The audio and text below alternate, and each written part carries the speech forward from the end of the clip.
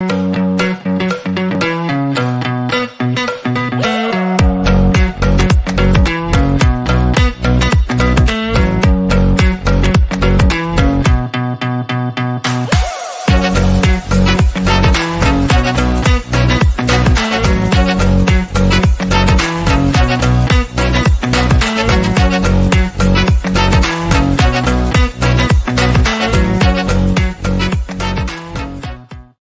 right, so good afternoon, everybody. My name is Jesse, and I am with Exploring by the Seat of Your Pants. If you're joining us for the first time, we're all about bringing conservation, adventure, and science into classrooms around the world. And I am thrilled today because today marks the beginning of our Nature for All Epic Festival. I am the new Canadian coordinator of the Nature for All Global Nature Network, which is truly the greatest nature network. Over 500 organizations around the world committed to educating the public and inspiring us all with a love of the natural world. So all week long, we are doing 10 programs featuring stories on accessing nature, changing perspectives on the natural world and the varying ways you can look at it, and of course, preserving nature, making sure that for generations to come, we have places to work, to play, and to enjoy. So today has been very fun. We've already been joined by Rob Wallace of Outward Bound talking about their immersive experiences in nature. We just wrapped up with Dr. Melissa Lem from Park Prescriptions talking about nature as medicine. And now we are diving in with a speaker joining us for the very first time, Amanda O'Rourke. So she is the executive director of 880 Cities. And for decades, they have done amazing work to make cities more human places, places where whether you're 8 or 80 or anywhere in between, you can access nature, you can have fun, you can have a great time and do all sorts of fantastic things. They have really been one of the leaders on a global scale of making sure that cities are for all of us, for people. And so I want to turn it over to her to tell us a little bit about the story of 880 Cities and blow our minds as we continue this Nature for All Festival. Amanda, thank you so much for joining us today and take us away. Thanks so much, Jesse. What a wonderful introduction. And I love the music. Hi, everyone. Thanks so much for having me today. As Jesse mentioned, my name's Amanda. I work at this organization called 880 Cities. I'm the executive director, which means I get to lead in a really fun team talking all about cities and public space and working with a lot of different cities around the world. So we are a nonprofit organization. We're based in Toronto, but we work all over the world. And our mission is really focused on, as Jesse mentioned, making cities better for people. How do we actually create cities and environments that make it easier for people to walk, to ride bicycles, to use public transit, and to visit vibrant parks and public spaces? So essentially, we're in the business of bringing people together to transform mobility and public space. So our streets, our parks, our public spaces, we think that these are essential to creating the healthier, more equitable, and more sustainable cities that we need. I wanted to start today by asking you, actually, what's your favorite public space in your city? So if we could take a moment, I'd love to hear what are some of your favorite public spaces in your neighborhood or in your city that you love to visit?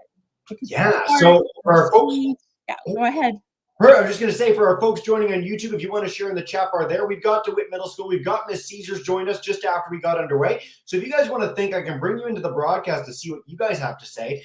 For me, it's a place I'm actually going to be visiting right after this broadcast. I'm in St. Catharines, Ontario, and we are about a 10-minute walk from this beautiful lakeside park. And so it's so nice to be able to walk through a tree-lined neighborhood, head there, see the lake, see the harbor and marina, all the wildlife there. That's a really special place for me. We've got a class from Ruth Thompson Middle School talking about Churchill Meadows Community Center, so a place where people can gather and get together. DeWitt Middle School, for any students, for our teacher. Come to the camera. I got one. Yeah. So what's your favorite place? My favorite public place is the park that I live by. What's in it? What's in it? Yeah, is there just trees? Is there a playground? There's like playgrounds in it, and there's a lake right next to it. Nice. Fantastic, man. Thanks for being willing to answer that. That's great. All right, Amanda, take us away. Keep telling. Thanks for sharing, you guys. I love hearing about people's favorite public spaces because I think it's a good reminder about all the different kinds of public spaces that are in our cities. So often we think of our parks or our ravines here. As I mentioned, I'm joining from Toronto.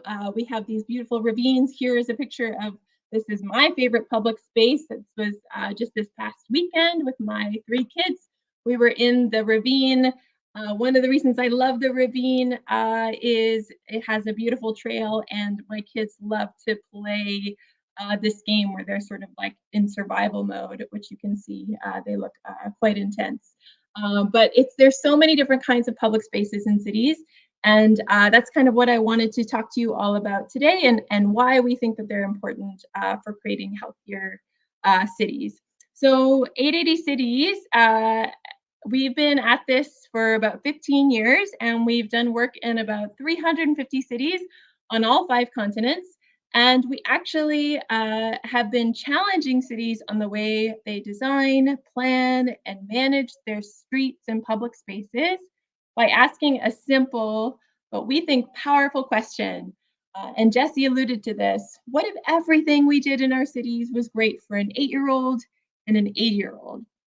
This is the question we always start with because we think if you can start there, you'll actually create better cities for everyone. So imagine an 8-year-old. You might be 8 yourself, or maybe you have a little brother or a little sister who's 8, or a cousin. And imagine an 80-year-old, maybe your grandmother or your great-grandparents. Would you send them to that neighborhood park? Would you send them to the grocery store to buy milk? Would you feel comfortable for them to ride a bicycle on the street? So if you would, we think your city's doing pretty well. If you wouldn't, maybe we can do a lot better. So we always start with the 880 rule. We kind of put on our 880 goggles, and I encourage you to put those 880 goggles on as you exit your home and look at your street and your intersections where you cross the street, the park that you visit. Is it accessible? Would you feel comfortable 8 and 80? And then it'll be better for everyone.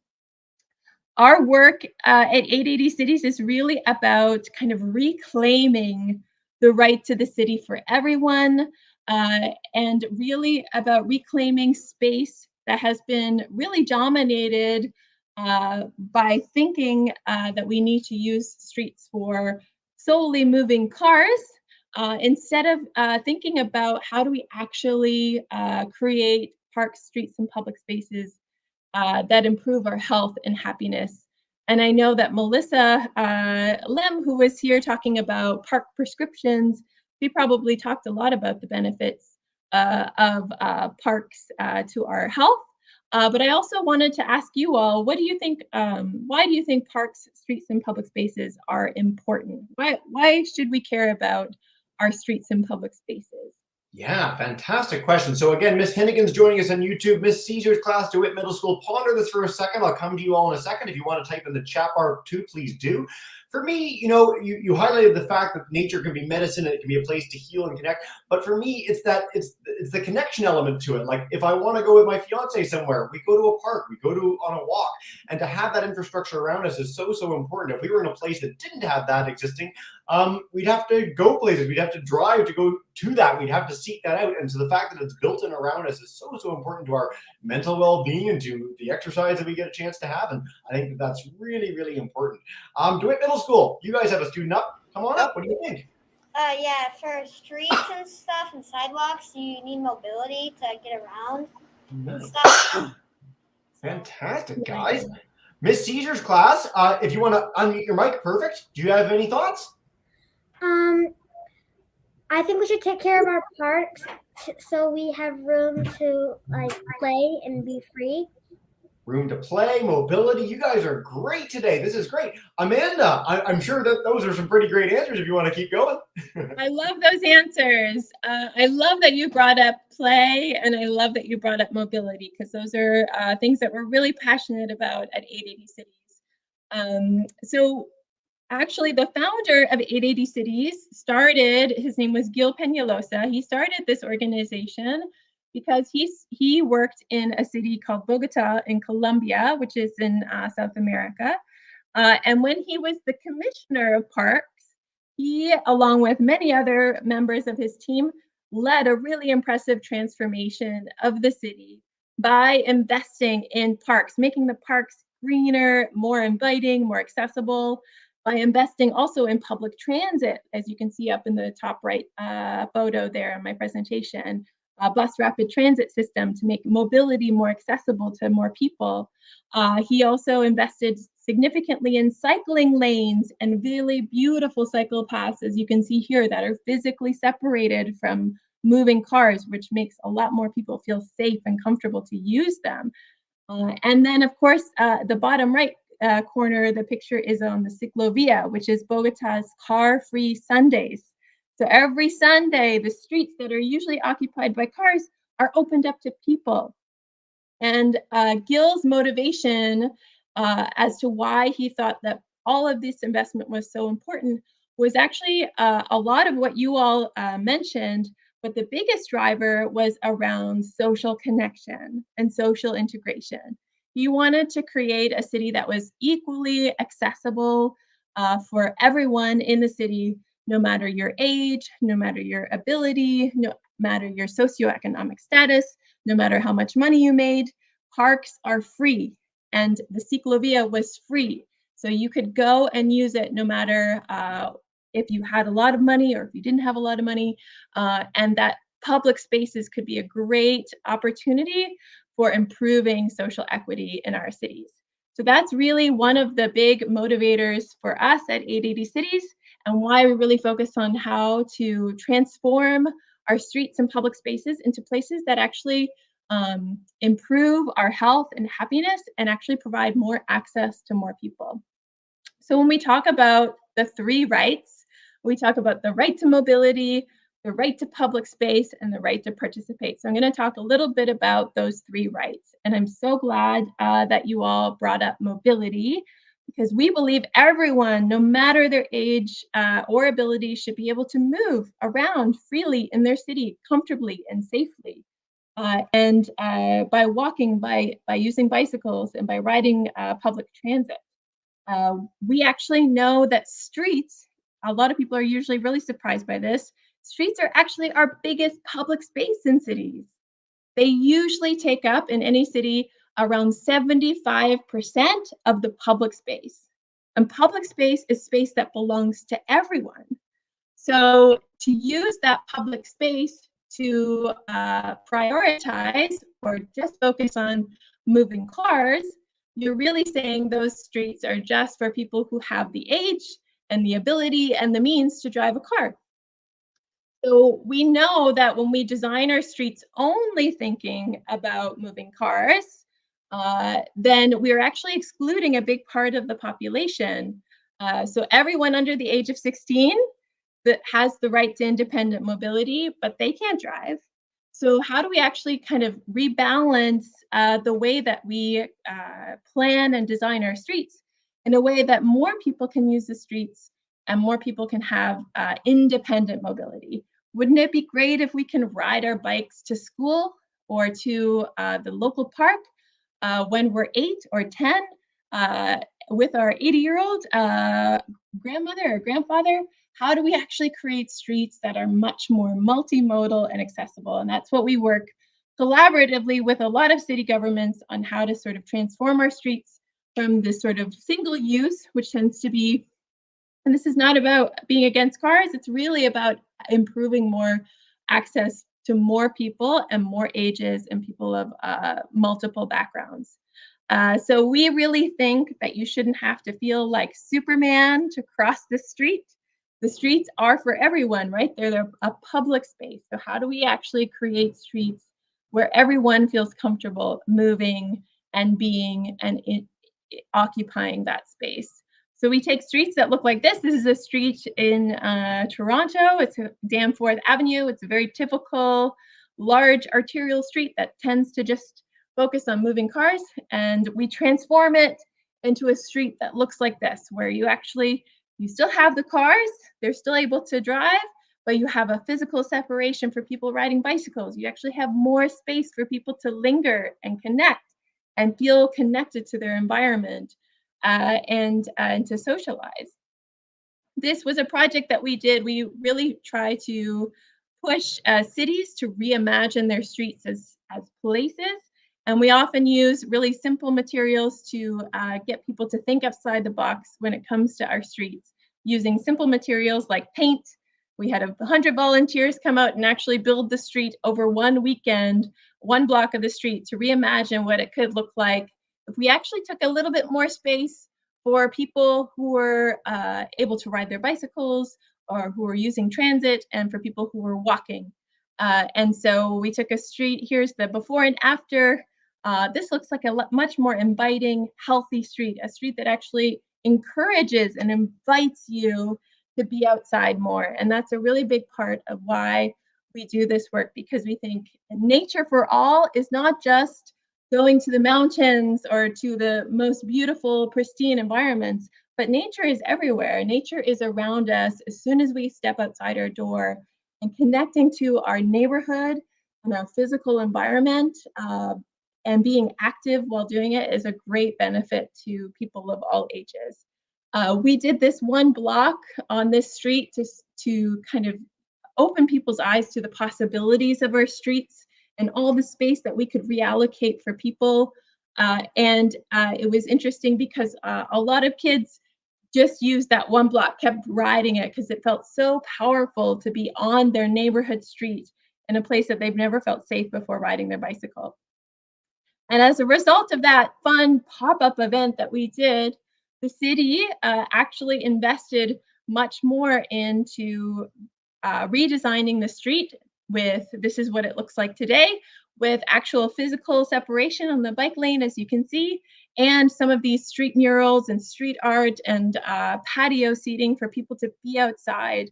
And this was really important during the pandemic because people could be outside and eat outside while still being safe and physically distant. To us, the streets are so important because they're a place where we really believe that everyone should be able to move freely, whether you're in a mobility device or you're walking or you're riding your bicycle. This is a space that belongs to you, and it's really about providing the dignity to people in their everyday life. This is an event that we do where we open the street, similar to what I mentioned in Bogota, but this is in Toronto, where we took that program and opened the street on a Sunday.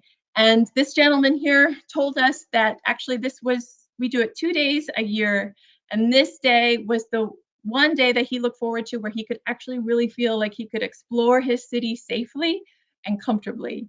So what we're trying to do is, how do we actually create that opportunity every day of the week, where no matter what your ability or your age, you actually feel like you can connect and be a part of your streets. And that means also in the wintertime, how do we design our streets in a way that, yes, we get lots of snow in some places in Canada, and we can actually create our streets in a way that even in the wintertime, you can feel safe and comfortable riding a bicycle or walking or using transit, or even safer in your car, because you know that when you're driving, you're at a much less likely to hit someone riding a bicycle because there's physical separation. We really want to create streets where we are actually making pedestrians, people walking, the kings of the street. So how do we roll out the red carpet for kids on their way to school? How do we make it simple and easy and safe and comfortable for that trip to and from school? Because it's such an important trip and a great opportunity to be physically active on your way to school. So this was a simple project where we said, well, why don't we just close the street in front of the school during drop-off and pickup time, so that we create just a little bit more space, 1 hour before school opens and 1 hour at the end of the day, so that kids can actually take up a bit more space and use the street in a new way. And this was, not saying that the street had to be closed every single day, but just 1 hour in the morning and 1 hour in the afternoon. Let's allocate the space for walking to and from school, and then it returns to its regular status afterwards. And this was really a fun project because the kids really loved it and enjoyed being able to walk really safely and comfortably to their school in the morning and in the afternoon. And I always love seeing how people's sort of minds open up when they see that they can actually occupy the street itself. The first day, everybody was still walking on the sidewalks. But the second day, everyone was like, oh yeah, we can actually be on the street and we can play on the street for that 1 hour. And then when the barricades go away, then it returns to its normal status. But this was a really fun way to show that actually the streets are for you, the streets are for kids, the streets are for older adults. The streets can be places where we can have feel safe and comfortable riding our bicycles and enjoying being connected to the outside world. The second right is the right to public space.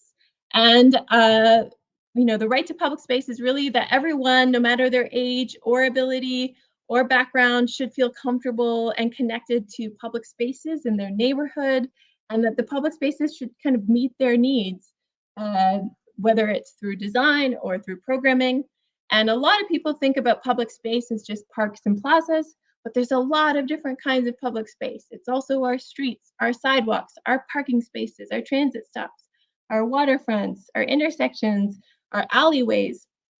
So think about all the spaces that really belong to all of us, and think about how we can connect those to opportunities for people to really be outside, have access to fresh air and sunlight, and connect with their natural environment. So at 880 Cities, we've been working with a lot of cities on how do we actually create the opportunity for everyone to have a quality park or public space within a 10-minute walk of where they live. And I say quality of park and public space because we also know that globally, there's been a decline in free play in nature. One of the other hats that I wear is I am a co-chair of a Children Play in Nature Committee for World Urban Parks.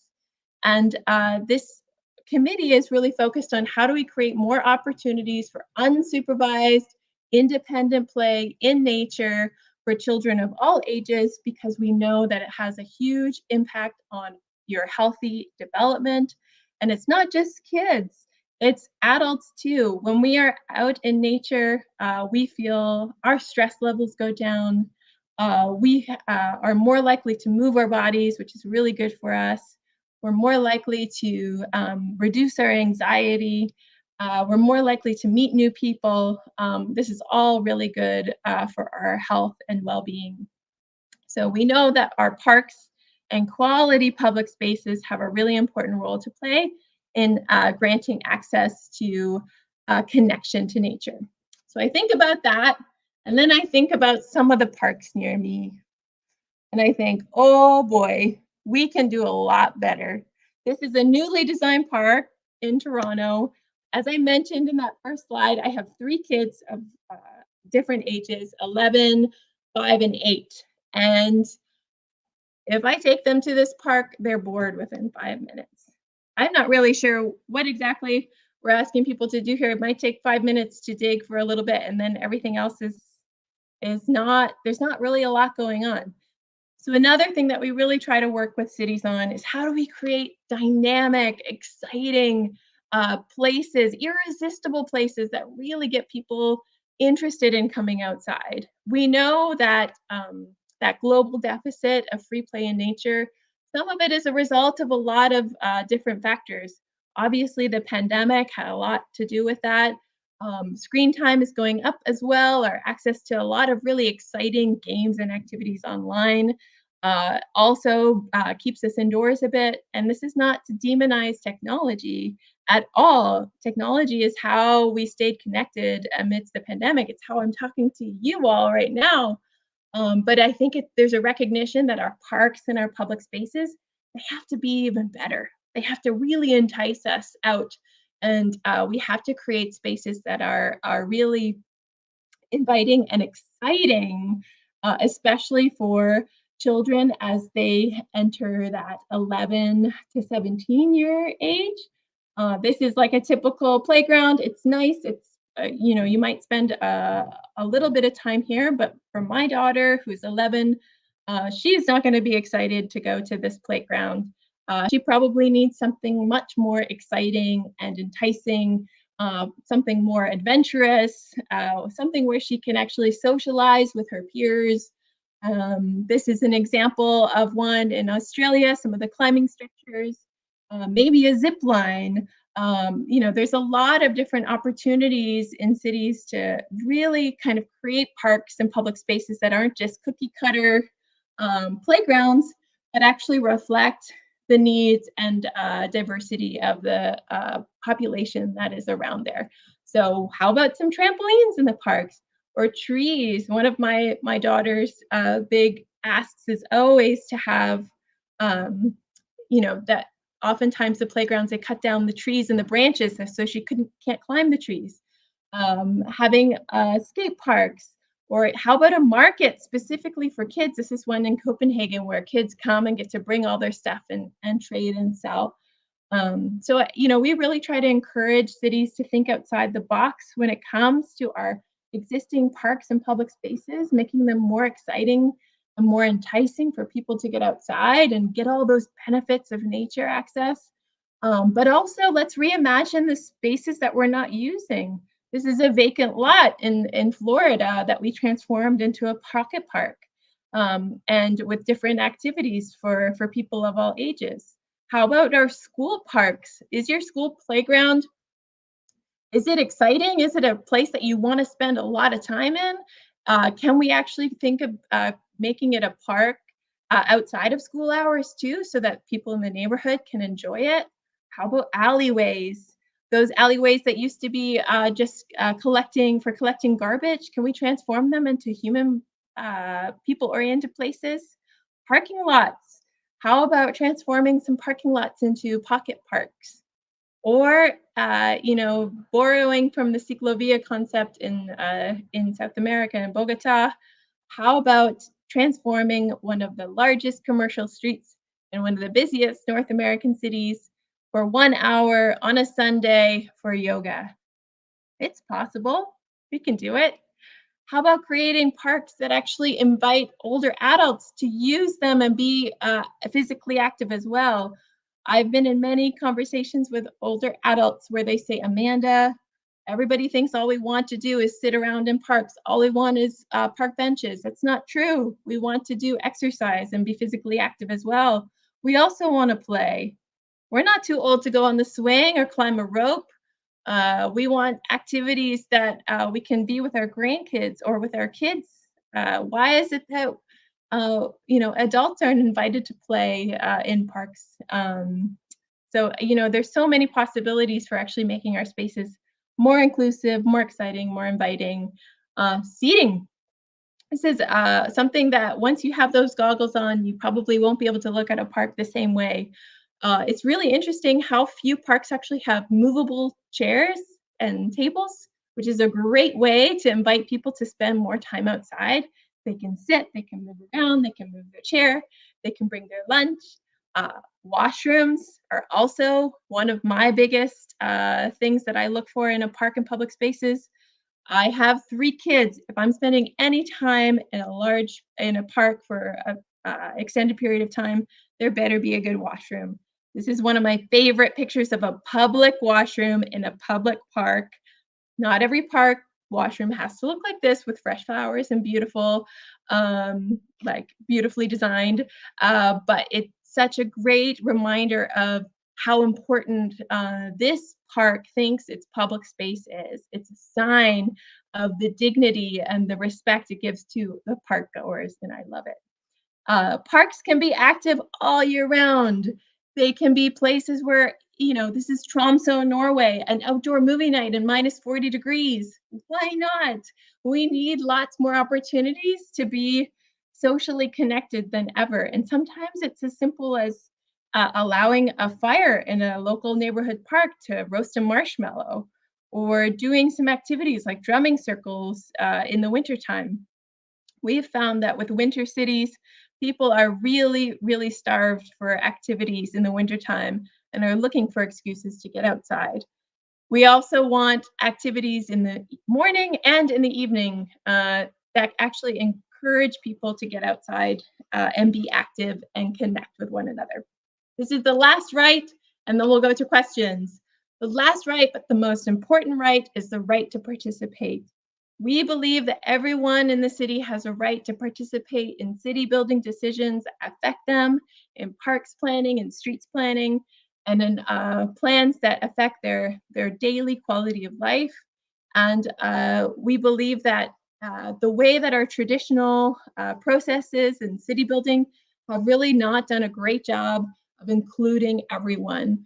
So like with families with young children, it's very hard to do public consultation and traditional approaches, which are often at city hall or traditional kind of stuffy meetings, or people are busy with their kids. They don't always have an opportunity to participate in traditional consultation that often looks kind of something like this: meetings at a stuffy board town hall, everybody looking concerned, kind of angry, not really reflecting the diversity of the neighborhood or the people that really this decision would affect. So when we don't have processes or participation from a large number of people from across all different backgrounds, we often end up with public transit stations that look like this, that don't really meet the needs of the community. Or we end up with intersections that look like this, that are really reflective of the needs of a certain segment of the population, not of transit riders, not of under 16. Everybody who is only a right to independent mobility is by walking or cycling. Or we have decisions around maintenance like this in winter, which basically says, this public transit rider, we don't really care about you. Or the person in the mobility device, we haven't cleared the sidewalks of snow because you're not a priority. Or if to the mom pushing the stroller in the snow when the snow isn't cleared, the basic fundamental right to mobility is not fulfilled in our cities because we don't often invite or create processes that actually get a lot of families with young children, people with disabilities, racialized populations involved in the decision-making process in our cities. And we often have public spaces that are really underused or boring because we don't have processes that involve youth and young people. So one of the things that 880 Cities really works with cities on is that right to participate and designing processes where we actually hear directly from community members about their experience navigating their city, and we use that to inform better plans, policies, and projects related to public space. So if you're talking about mobility, let's pop up and talk to folks using public transit.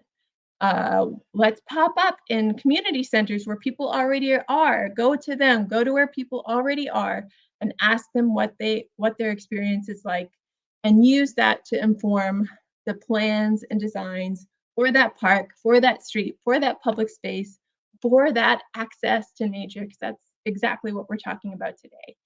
And so a lot of times we get a lot of pushback from cities like, oh, you don't actually take what these young people are saying though, Amanda, like they don't really know about how this process works. Yes, you do. And yes, they do. And yes, your ideas are so valuable. And a big part of our work is actually amplifying the voices of young people to demonstrate that they have a lot to share and a lot to contribute to the way that our cities should be built and created so that we have better cities that work better for everyone. So thank you so much for the time today to talk about the right to the city for everyone. And I encourage you to keep your 880 goggles on when you go and look in your neighborhood, your park, your street, and encourage and be involved in participation in your city so that we can create better cities for all. So I'll stop sharing and then I'll take questions, Jesse.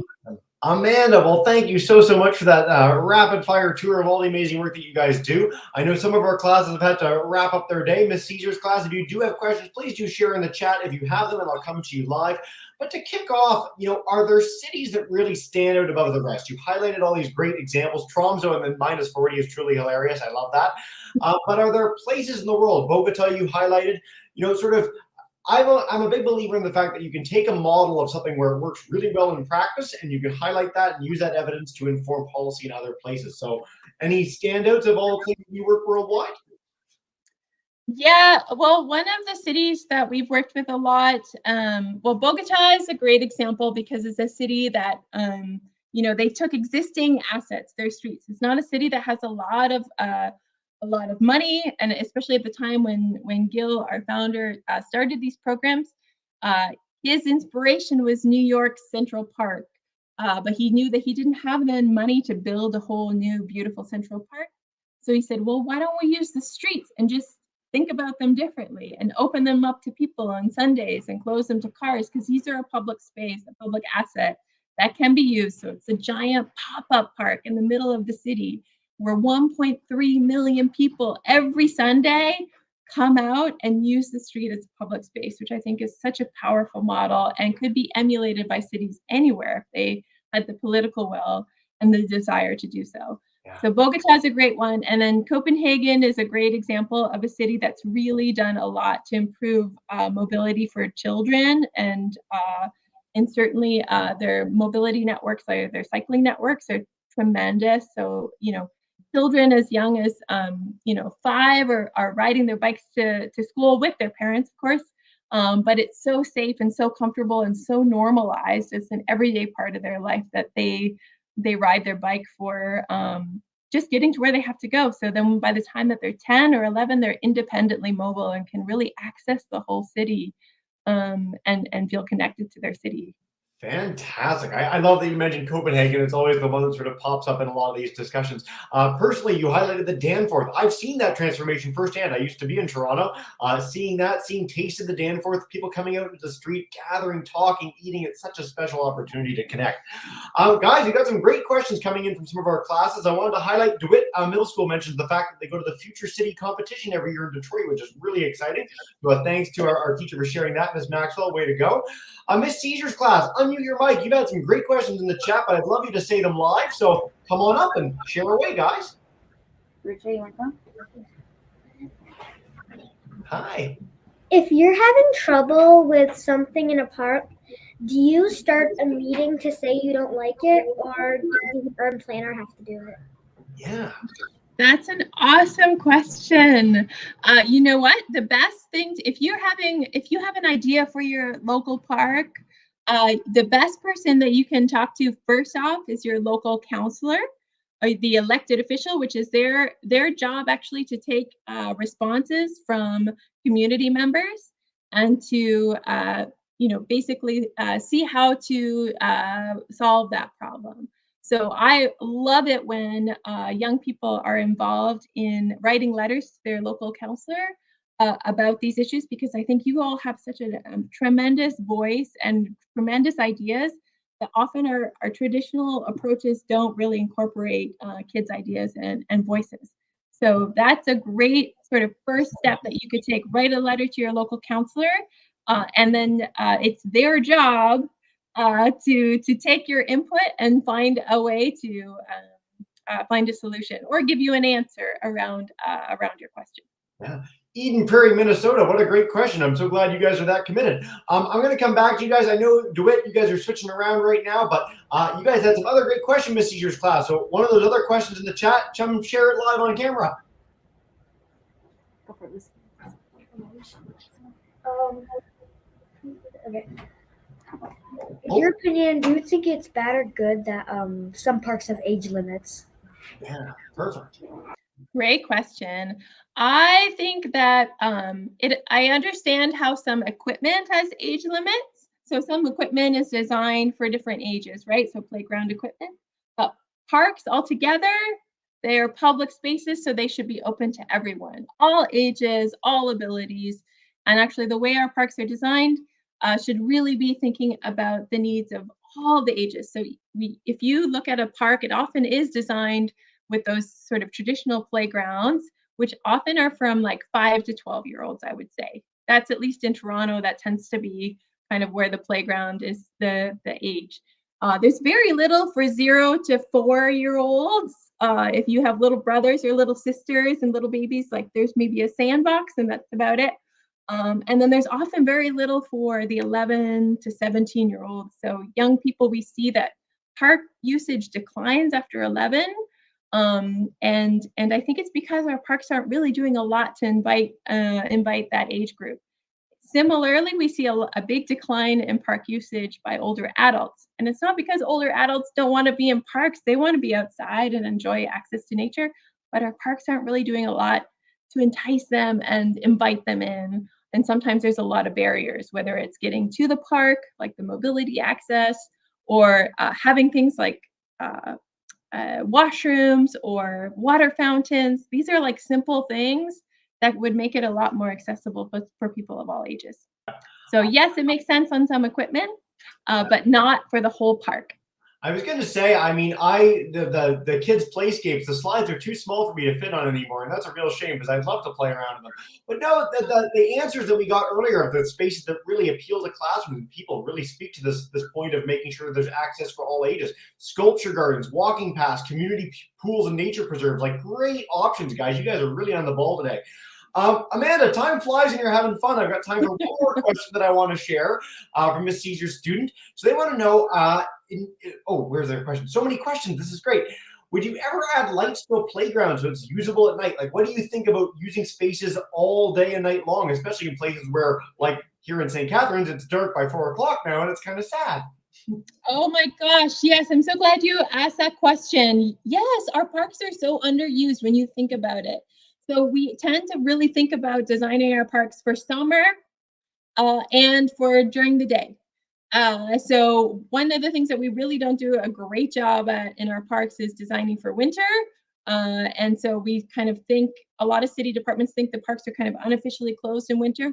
Not a lot of things happening in the wintertime.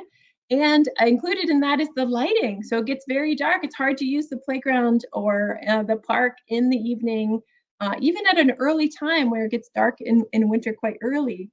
So yeah, a lighting in the evening, it would do so much to actually extend the use of this public asset. So we're really not getting the most out of our parks and public spaces. And I think a lot of times cities think that they don't have enough money. They're like, oh, we need to invest all this money into new parks. But sometimes, which is great, we want new parks too, but also they're not looking at what we already have available. And we're often underusing the spaces that we already have, the close neighborhood parks, the streets right outside our door.